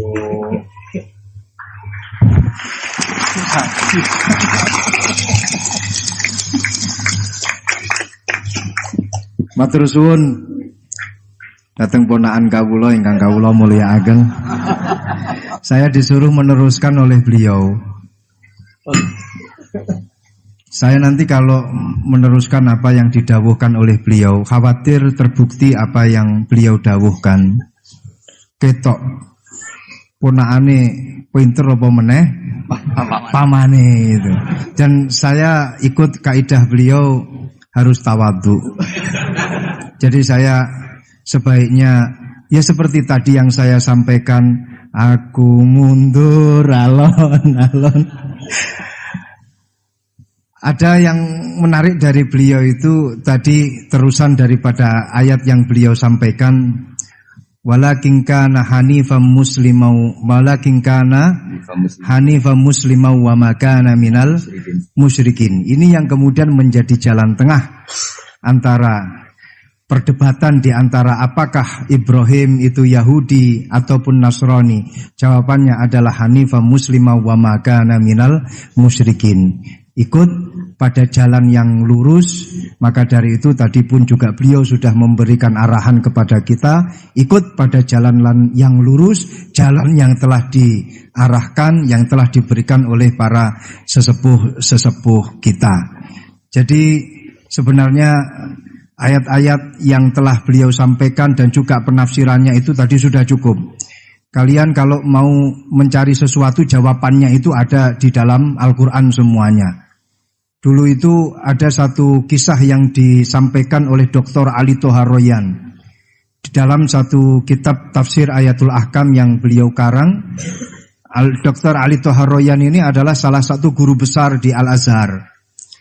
Beliau mengisahkan ada seorang yang fanatik sekali dengan Al-Quran.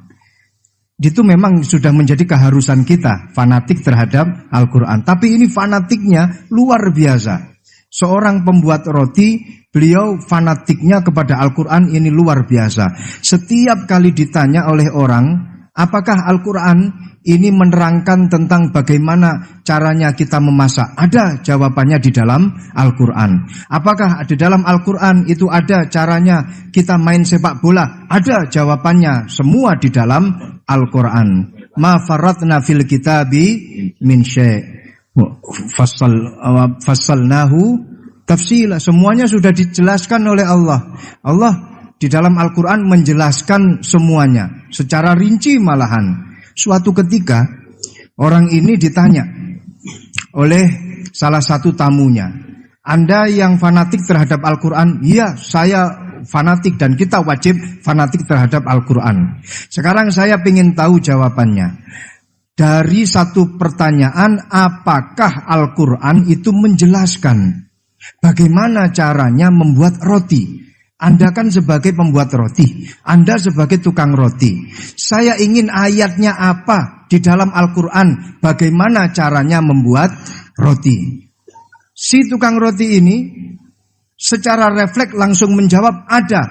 Ayatnya apa? Fas'alu ahla dzikri in kuntum la ta'lamun. Kalau tidak tahu, tanyalah kepada yang tahu. Jadi kalian kalau tidak tahu, tanyalah kepada Gus Baha. Itu yang wajib menjawab pun juga sebenarnya Gus Baha. Wal afu minkum. Assalamualaikum warahmatullahi wabarakatuh. Sanad jadi qadhi itu ya semuanya seperti yang diceritakan Reza. Hakimnya itu bingung. Karena memutuskan ini tanah milik siapa, harta karun. Dulu kamu kira Nabi Sulaiman itu serius, ya enggak, beliau itu rileks. Tapi kalau punya keputusan itu gitu, ada dua perempuan. Ya sebut saja dalam tafsir-tafsir misalnya Soghirah sama Gabiroh. Sama punya anak kecil, karena masih keluarga anaknya itu mirip. Kemudian anak yang satu itu dimakan serigala. Hilang. Dimakan serigala, terus lapor ke Nabi Dawud. Karena yang meyakinkan itu yang satu diputuskan ini milik kamu, misalnya milik yang adiknya. Ketika keluar dari situ ketemu Nabi Sulaiman. Kalau saya hakimnya maka keputusannya tidak seperti itu. Nabi Sulaiman pas itu umurnya 13 tahun. Akhirnya dipanggil sama Nabi Dawud. Ya sudah putuskan kamu. Nabi Sulaiman ngambil pedang atau pisau. Ya sudah tak bagi dua. Nanti separuhan katanya. Jadi Nabi Sulaiman itu ya suka humor. Masa anak mau dibagi dua nanti separuhan. Terus yang histeris nangis itu yang besar, yang mbaknya. Yang kecil tenang-tenang saja. Akhirnya sama Nabi Sulaiman diputuskan dikasihkan yang nangis histeris. Ditanya sama yang kecil, kenapa kamu putuskan milik mbak saya? Ora ono wong anak apa dipotong kok tenang-tenang wae. Jadi kelihatannya rileks, tapi dari basis ilmu yang luar biasa. Kalau kamu betul merasa sebagai itu anak kamu, pasti kamu histeris. Akhirnya dikasihkan yang besar. Jadi tidak semua nabi itu kalau memutuskan serius. Nabi Sulaiman itu rileks. Ya tapi tentu tidak kayak Gus Rizal, lebih benar gitu kan. Nabi itu lebih benar. Suatu saat ada lagi perempuan cantik itu diperkosa 4 tokoh. Jangan teruskan tokoh agama, nanti sensitif. Tokoh gitu saja. Memang tokoh ini, orang terpandang.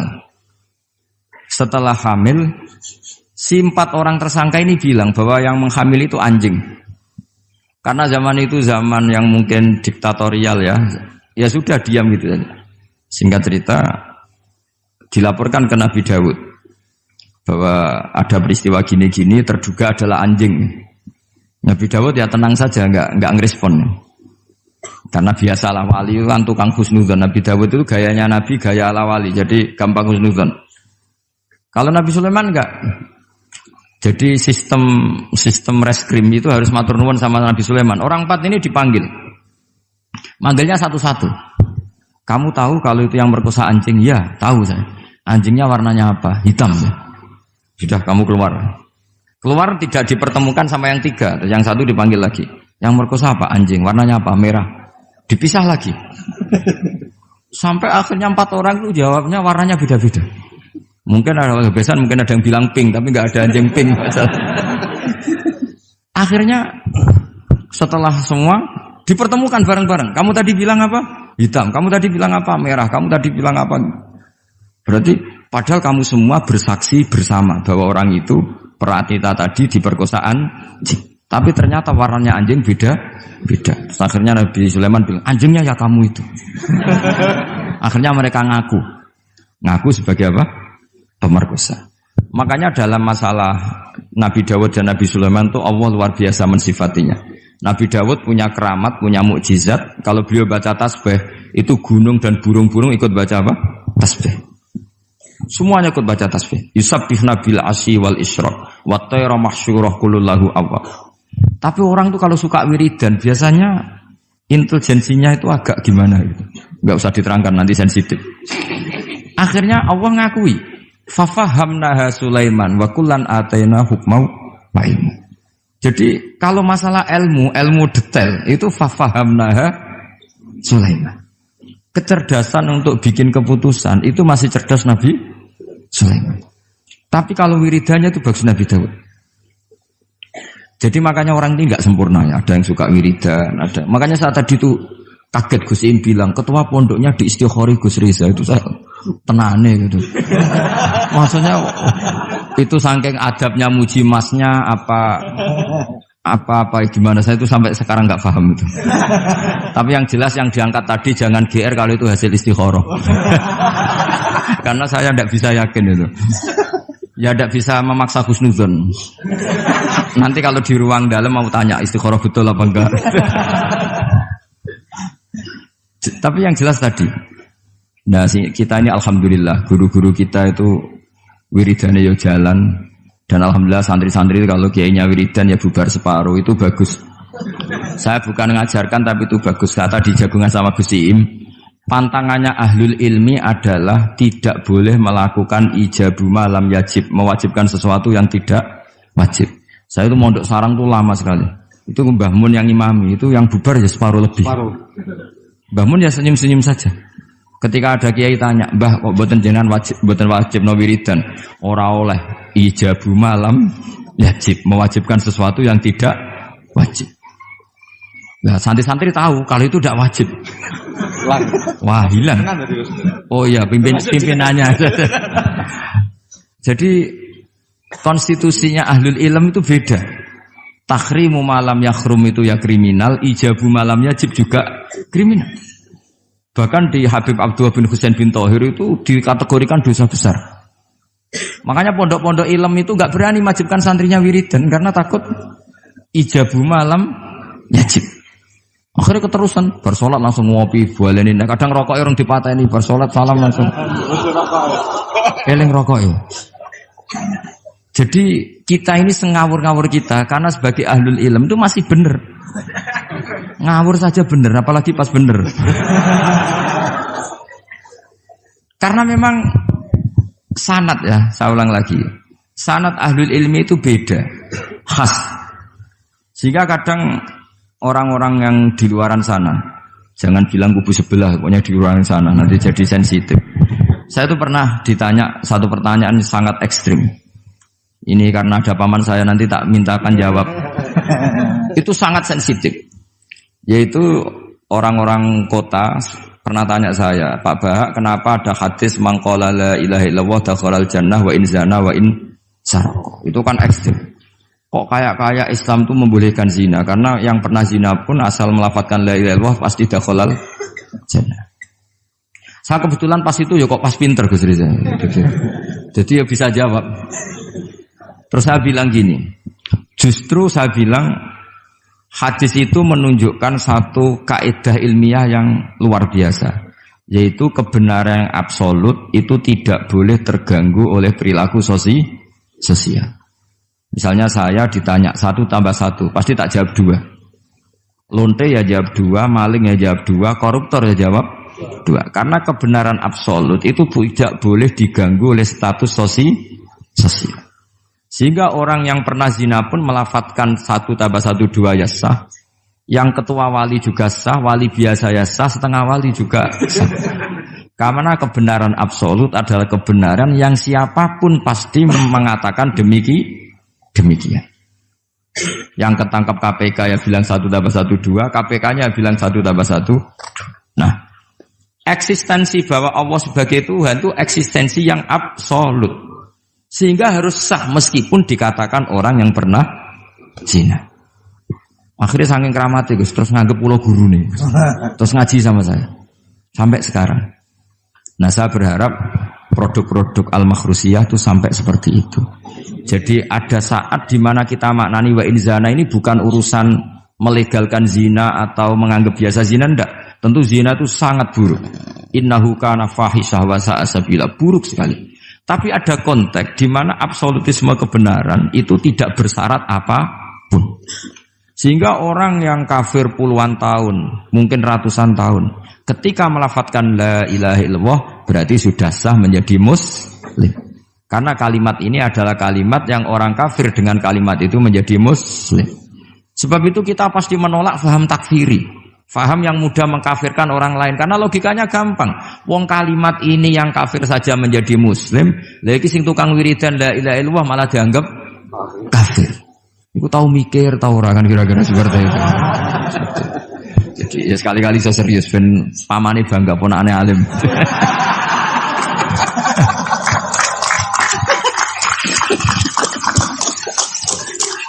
Jadi saya terpaksa ngetokno alim saya ben paman bangga gitu. Ponakanku ya alim pemeneh pamane. Jadi ini rileks ya. Jadi saya mohon sekali pemahaman hadis itu harus komprehensif, harus utuh. Sehingga zaman itu bukan sekedar kita. Abu Dzar itu sahabat yang khusyuk itu ya protes. Yang benar ya Rasulullah, masa wa in zana wa in sarok. Diulang lagi. Yang benar ya Rasulullah. Sampai Nabi mengatakan 3 kali. Lama-lama Nabi sampai agak keras nadanya. Ngendikan ala rohmi anfi Abi Dzarrin. Oh dasar wong grumbung kandhani ra ngandel gitu. Karena Abu Dzar itu orang khusyuk. Beliau tidak siap kalau orang yang pernah salah seperti itu kemudian tetap dakhalal jannah atau sah melafadzkan la ilaha illallah. Tapi dengan penjelasan ilmiah yang saya utarakan tadi, itu memang ini bukan masalah pelegalan zina atau nganggap zina biasa enggak, tapi masalah absolutisme kebenaran itu akan diakui oleh siapapun dan pihak manapun dan akan sah dari siapapun. Sehingga orang yang kafaro tula umrih, dia kafir tula umrih, 80 tahun dia kafir. Kemudian pas mau mati melafadzkan la ilaha illallah Muhammadur Rasulullah, tetap sebagai berstatus mukmin. Qul lil ladzina kafaru iyantahu yughfar lahum ma qad salaf. Katakan kepada orang kafir sekali dia menghentikan kekafirannya dengan talaffuz di kalimat syahadah, maka otomatis menjadi muslim. Nah soal nanti masuk surga ya bisa kapan-kapan kan? Allah tidak bilang harus sekarang kan? Ya nunggu kita duluan kira-kira. Nak bejo itu. Tapi saya berkali-kali ngaji sudah orang Islam tuh yang senang. Kita ini sudah dikasih kunci surga, miftahul jannah la ilaha illallah. Kamu harusnya nggak bisa masuk neraka. Kamu nggak pegang kuncinya kok kamu mau masuk itu gimana? Tapi ada teman saya bilang, "Neraka ora ono pintune, Gus, langsung wae." Lah kalau kamu pikiran gitu semoga ke situ saya bilang gitu. Jadi makanya kamu yang pede saja. Umumnya orang itu kunci itu rahasia. Ini sudah dikasih tahu sama Kanjeng Nabi, yaitu miftahul jannah la ilaha illallah. Sudah punya kuncinya. Alamatnya juga sudah jelas. Alamatnya itu ya sakho. Karena kalau as-sakhiyu qaribun minallah, qaribun minal jannah. Kalau sampean kepengin tahu alamat neraka, ya bakhil tadi. Itu qaribun minannar. Jadi kalau kamu tanya alamat neraka di mana Gus? Kalau kamu medit, pikir, ya itu dekat-dekat situ. Itu neraka. Nah saya nggak di dekat-dekat situ, makanya saya nggak tahu neraka di mana saya tahu. Jadi saya mohon sekali, dibalik saya sering guyon sama Gus Riza Gusim, kita ini membawa sanad yang berat. Karena di sini ada zuriatnya Kiai Makhrus, ada zuriatnya leluhur saya. Harus zuriatam ba'duha mim. Jangan sampai buyut-buyut kita yang sudah meninggal statusnya rubah karena ulah para cucunya. Kayak yang dialami tadi Yahuda bin Yakub bin Ishak bin Ibrahim.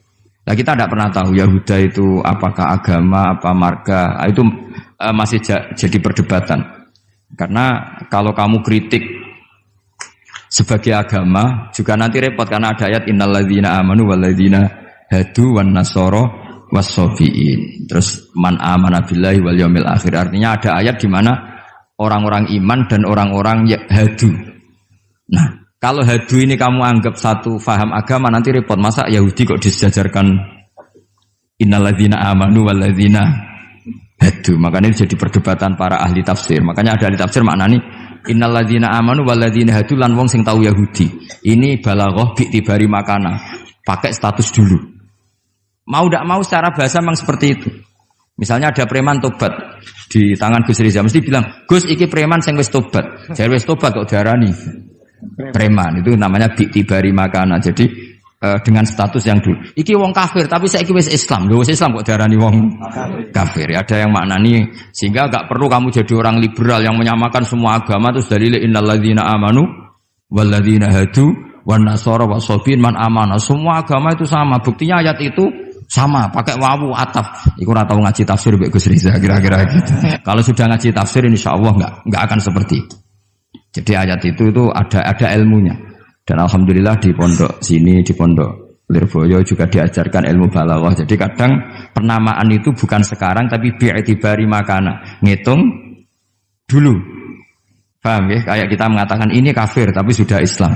Itu paradok enggak? Wong sudah Islam kok dikatakan kafir. Iki dhisik santi goblok, saiki wis pinter. Goblok kok.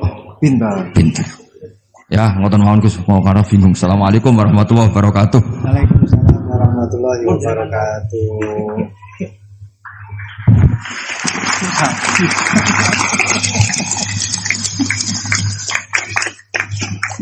Matur suwun dateng ponakan kawula ingkang kawula mulyakaken. Saya disuruh meneruskan oleh beliau. Saya nanti kalau meneruskan apa yang didawuhkan oleh beliau, khawatir terbukti apa yang beliau dawuhkan. Ketok ponakane pinter apa meneh pamane itu. Dan saya ikut kaidah beliau harus tawadhu. Jadi saya sebaiknya ya seperti tadi yang saya sampaikan, aku mundur alon-alon. Ada yang menarik dari beliau itu tadi terusan daripada ayat yang beliau sampaikan, walakin kana hanifan muslimau wa ma kana minal musyrikin. Ini yang kemudian menjadi jalan tengah antara perdebatan di antara apakah Ibrahim itu Yahudi ataupun Nasrani. Jawabannya adalah hanifan muslimau wa ma kana minal musyrikin. Ikut pada jalan yang lurus. Maka dari itu tadi pun juga beliau sudah memberikan arahan kepada kita, ikut pada jalan yang lurus, jalan yang telah diarahkan, yang telah diberikan oleh para sesepuh kita. Jadi sebenarnya ayat-ayat yang telah